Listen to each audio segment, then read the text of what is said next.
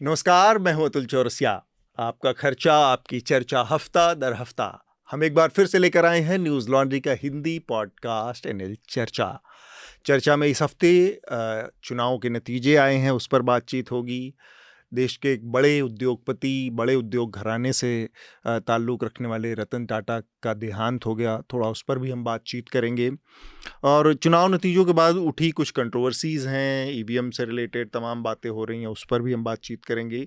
सुर्खियों के बारे में हमारे साथ ही विकास जांगड़ा आपको बताएंगे, लेकिन हमारे साथ आज जो पैनल है, सबसे पहले मैं उसका परिचय आप लोगों से करवा देता हूँ। ऑनलाइन हमारे साथ 2 मेहमान जुड़ रहे हैं। हमारे साथ बलवंत तक्षक जी जुड़ रहे हैं चंडीगढ़ से। बहुत-बहुत स्वागत है सर आपका। शुक्रिया सर। इसके अलावा जम्मू से हमारे साथ रेखा चौधरी जी जुड़ रही हैं। प्रोफेसर हैं, काफ़ी राजनीतिक मसलों पर उनके तमाम लेख अलग-अलग जगहों पर आते रहे हैं। उन्होंने जम्मू कश्मीर की राजनीति को बहुत अच्छे से समझाया है, कई बार कई मौक़ों पर हमारे साथ आज जुड़ेंगी और उनसे हम जो वहाँ के चुनावी नतीजे हैं उस पर बात करेंगे। आपका भी बहुत-बहुत स्वागत है मैम। और स्टूडियो में हमारे साथ हमारे 2 साथी हृदेश जोशी और आनंद वर्धन भी हैं। आप दोनों का भी बहुत-बहुत स्वागत। तो बातचीत आगे बढ़े और विकास जो सुर्खियां हैं उसके बारे में बताएं, उससे पहले मैं आप लोगों से बस 1-2 छोटी-छोटी जानकारियां। हमारा जो नया एनएल सेना प्रोजेक्ट है, पहले आपने देखा हम लोगों ने कश्मीर और हरियाणा के चुनावों को कवर किया। इसके अलावा हाल ही में हमारा एक सीरीज़ एनएल सेना प्रोजेक्ट के तहत आया, जो कि हमास और इज़राइल के बीच चल रही लड़ाई को लेकर 1 साल पूरा होने के मौके पर हमारा ये एनएल सेना प्रोजेक्ट था। और श्रीनिवासन जैन जो कि सीनियर जर्नलिस्ट हैं, उन्होंने इसको किया है। अब श्रीनिवासन अमेरिका के चुनावों को कवर करने के लिए अमेरिका जा रहे हैं। वहाँ पर पता है आपको कि एक बड़ा चुनाव होने जा रहा है, काफ़ी दुनिया भर की निगाहें हैं उस चुनाव पर। तो उसको भी श्रीनिवासन जैन न्यूज़ लॉन्ड्री के लिए कवर करेंगे। हमारा ये एनएल सेना प्रोजेक्ट इस समय चल रहा है, इसको पूरा करने में आप लोग मदद करें। जैसा कि हम बार-बार कहते हैं, ये सारी जो कवरेज है, ये सिर्फ़ और सिर्फ़ आप लोगों के फंड से, आप लोगों के समर्थन से और हमारे तमाम जो सब्सक्राइबर हैं, उनकी मदद से हम कर पा रही है हमारी पत्रकारिता। विकास, इस हफ्ते की पहले जो सुर्खियां हैं उस पर आप लोगों को बताएं, इसके बाद हम फिर चर्चा को आगे बढ़ाएंगे। प्रसिद्ध उद्योगपति हमारे देश के व्यवसायी रतन टाटा जो है, उनका 86 साल की उम्र में निधन हो गया।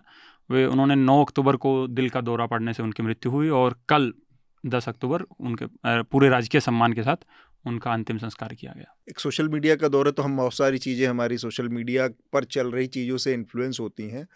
उसी से क्यों लेकर अगर हम बातचीत शुरू करें, तो बहुत पोलराइज, वो जैसा कि ज़्यादातर आजकल मुद्दों पर होता है, बहुत पोलराइज व्यू है। एक तरफ रतन टाटा को महान महान महान महान महान, दूसरी तरफ एक ग्रुप आया, एक समूह है जो कि बहुत क्रिटिकल तरीके से, मतलब एक अनडिग्निफाइड तरीके से उनको गालियां भी दे रहा है और वो भी कर रहा है। जो लोहांडीगुड़ा छत्तीसगढ़ में, बस्तर में, जगदलपुर से 30 किलोमीटर दूर उनका एक स्टील प्लांट आना था और काफ़ी बड़ा स्टील प्लांट था। 5.5 मिलियन टन का स्टील प्लांट था। तो वो 5.5 मिलियन टन का स्टील प्लांट 2005 में आने की बात हुई थी छत्तीसगढ़ में, और उसी वक्त वहाँ पर सर्वाजुड़ूम आंदोलन शुरू हुआ। और उस स्टील प्लांट में जो मुआवजा दिया गया था, वो मुआवजे में लोगों के साथ जो है इतना न्याय नहीं हुआ, और इसी वजह से वहाँ बहुत पास में इंद्रावती के पार माओवादी बैठे हैं, उस आंदोलन में घुस आए थे। उन्होंने एक ग्राम पंचायत सदस्य की हत्या कर दी थी, ये कह के कि ये ब्रोकर कर रहा है दोनों के बीच में, टाटा के और गांव वालों के बीच में, उनकी ज़मीन सस्ते में बिकवा रहा है। तब मैंने टाटा के कई सारे लोगों से जब रिपोर्टिंग करते थे, अब तो वो लोग वहाँ रहे होंगे नहीं, तो वो अपना पक्ष बताते हुए यही बातें कहते थे जो यहाँ पर हो रहा है, कि आप टाटा का रिकॉर्ड देखिए, टाटा का रिकॉर्ड कहीं धोखाधड़ी का नहीं है, अन्याय का नहीं है। लेकिन तो चुनाव का जो मसला है, अब नतीजे सामने आ गए हैं हरियाणा और जम्मू कश्मीर के। हरियाणा का नतीजा सबसे ज़्यादा चौंकाने वाला है, तो उस पर हम थोड़ा विस्तार से आज बातचीत भी करेंगे। कैसे चारों तरफ ये हवाएं, सर्वे से लेकर, एग्जिट पोल से लेकर, पत्रकारों से लेकर, हर जगह ये दावे किए जा रहे थे कि अब कांग्रेस पार्टी आ रही है और भारतीय जनता पार्टी जा रही है। तो नतीजे में ऐसा कुछ नहीं हुआ और 48 सीटों के साथ भारतीय जनता पार्टी ने तीसरी बार सरकार बनाई है। और ये इतिहास में जब से हरियाणा बना है तब से कभी नहीं हुआ कि कोई पार्टी तीसरी बार लगातार जीत कर सत्ता में आए। जब कोई पार्टी चुनाव हार जाती है तो 100 तर्क हैं उसके, कि पार्टी में आपस में गुटबाजी थी, टिकटों का वितरण ठीक नहीं हुआ, गैर जाट एक तरफ चले गए, जाट एक तरफ चले गए। मैं आपसे एक उदाहरण से आपको बताऊं कि जिस सीट पर, जो हिसार जिले में नारनौंद विधानसभा क्षेत्र है, जहां 1972 से कभी कांग्रेस नहीं जीती, जहां कुमारी शैलजा को लेकर जाति सूचक टिप्पणी की गई, जिससे शैलजा मैडम मैदान से हट गई, 10 दिन तक उन्होंने कोई प्रचार नहीं किया, और राहुल गांधी जी को नारायणगढ़ अंबाला में आके हुड्डा साहब का और शैलजा मैडम का हाथ मिला के ऊपर करना पड़ा, पब्लिक में एक मैसेज देना पड़ा कि ये दोनों एक हैं। उस नारनौल क्षेत्र में 1972 से हारने वाली कांग्रेस, जहां मैडम के खिलाफ जाति सूचक टिप्पणी की गई, वहां भारतीय जनता पार्टी बुरी तरह से हारी और कांग्रेस का वहां खाता खुला। तो कुमारी शैलजा, जिनको 10 सीटें मिली थी, वो उनके 5-6 उम्मीदवार चुनाव में हार गए।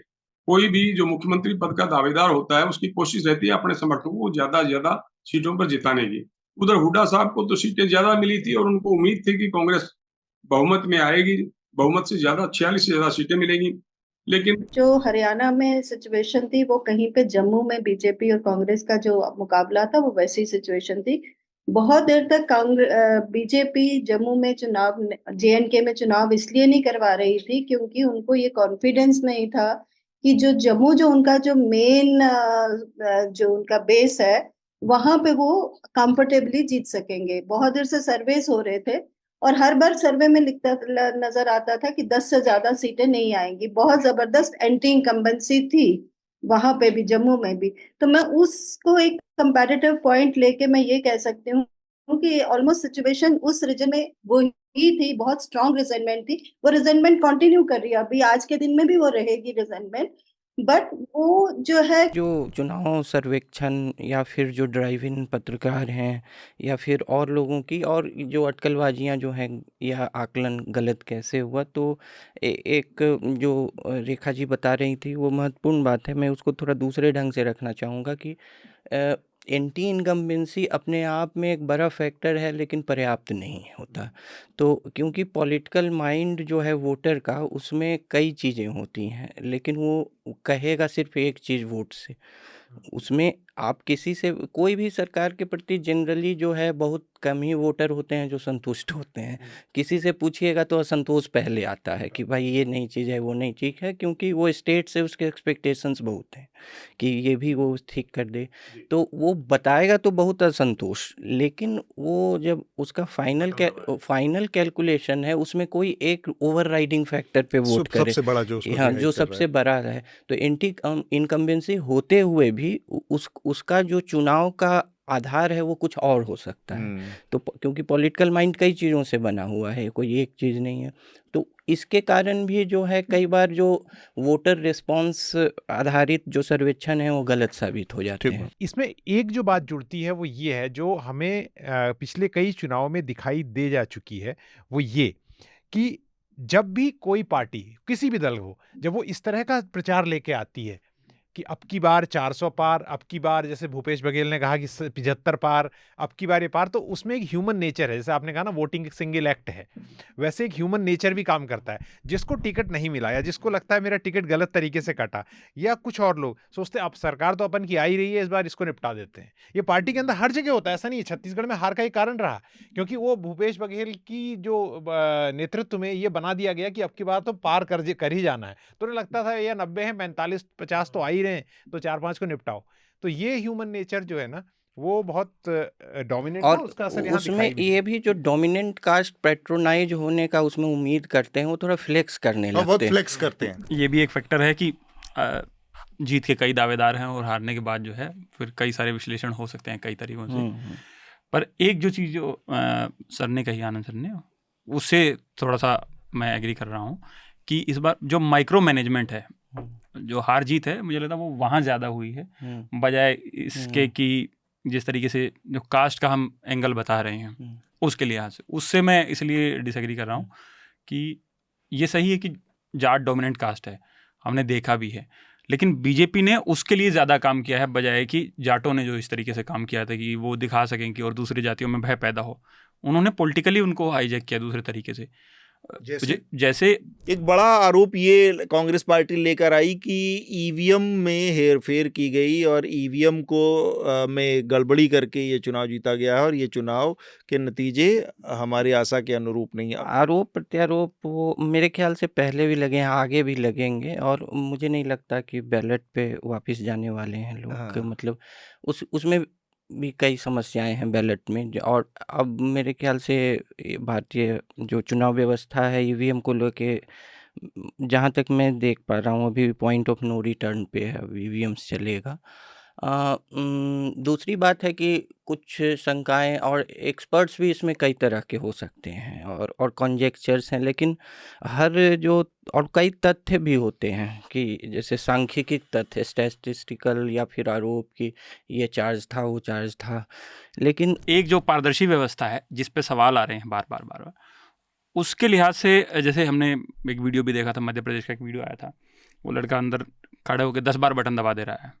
ईवीएम ने तो वोट काउंट कर लिया कि 10 बार पोल हो गए, आदमी अंदर पर एक ही ये गया था। ईवीएम में गड़बड़ी नहीं है तो ये नहीं, लेकिन वो जब रूटीन में जब मैकेनिज्म कहेंगे में तो वो उसको जब हाँ तो वो कहेंगे कि यहाँ पर ईवीएम में लेकिन रिगिंग है। इलेक्शन कमीशन की भूमिका इंपॉर्टेंट है कि हाँ, क्यों तो इलेक्शन कमीशन ने वहां पर बाईपोल नहीं जी करा, तो रीपोल वो नहीं कराया। पारदर्शिता का जब जिक्र आता है, तो वो चाहे एडीआर वाले हों या सुप्रीम कोर्ट तक जब मामला जाता है, और ये बार बार कहा भी जाता है कि आप पर्चियां काउंट कर लीजिए, बाकी चीज़ें कर लीजिए, तो सुप्रीम कोर्ट से भी वहाँ उस तरीके की मुझे लगता है अब तक चीज़ें हो पाई।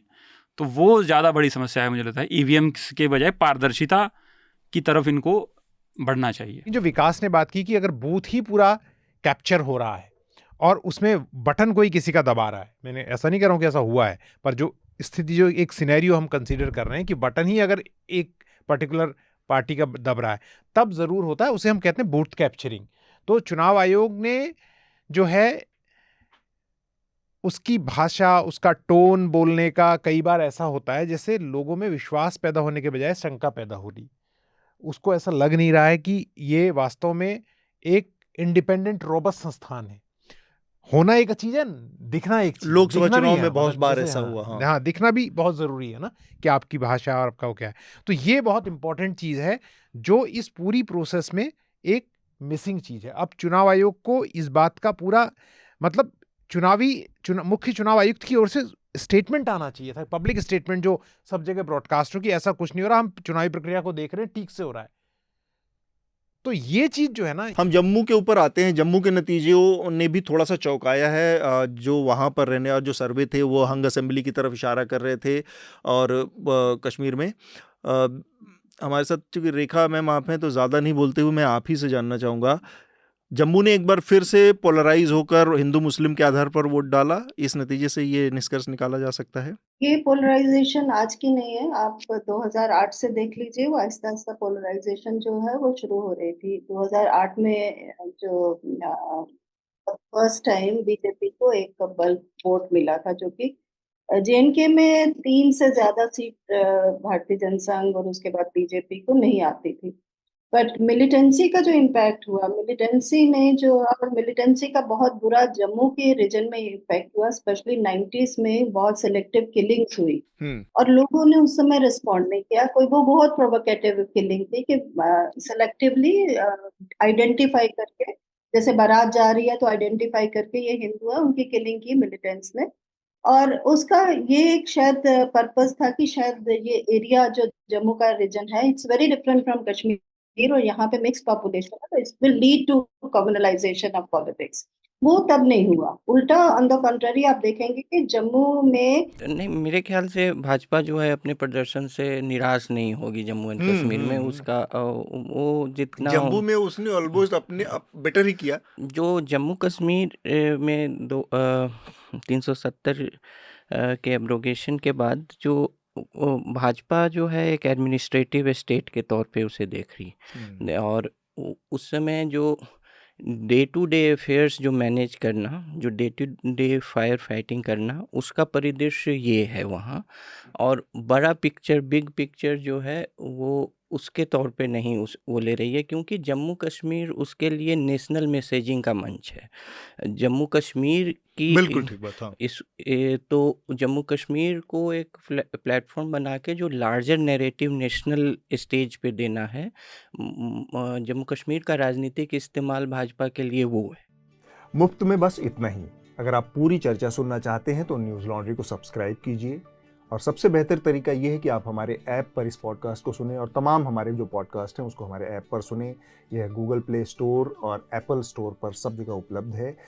न्यूज़ लॉन्ड्री किसी भी तरह का विज्ञापन नहीं लेता, ना किसी राजनीतिक दल का, ना किसी सरकार का, ना किसी कॉरपोरेशन का। हम सिर्फ और सिर्फ कोशिश करते हैं कि पब्लिक इंटरेस्ट का जर्नलिज्म करें, पब्लिक जनहित की पत्रकारिता करें, और इसके लिए लोग इसमें इन्वेस्ट करें, लोग पत्रकारिता में निवेश करें। उसका तरीका है सब्सक्रिप्शन। तो सब्सक्रिप्शन के हमारे टैग पर जाइए, वहाँ पर अपनी मनचाही रकम पे कीजिए और न्यूज़ लॉन्ड्री का सब्सक्रिप्शन लीजिए, और गर्व से कहिए, मेरे खर्च पर आज़ाद हैं खबरें।